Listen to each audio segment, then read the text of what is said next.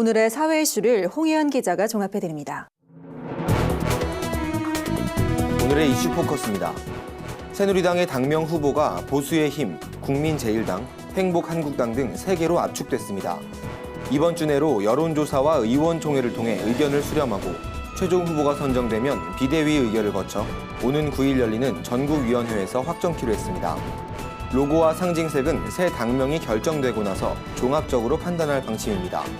새누리당 관계자는 흰 바탕에 당명을 빨간 글씨로 적고 당 상징 무늬를 파란색으로 새겨 넣어 전체적으로 태극기에 쓰인 색깔을 모두 사용할 계획이라고 밝혔습니다.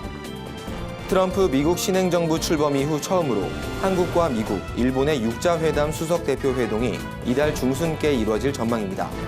이번 회동이 열리면 기존의 대북 제재 압박 기조를 강화하고 북한을 비핵화 대화의 틀로 끌어낼 방안을 모색할 것으로 보입니다.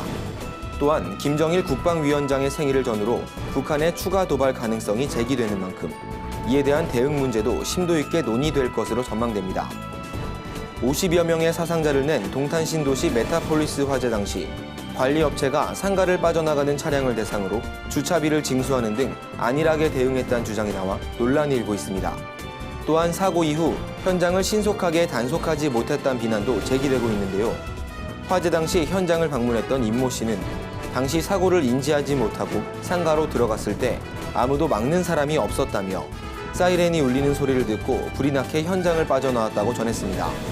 이에 대해 주차관리업체는 불이 난 사실을 인지하지 못해 빚어진 일이라고 해명했습니다.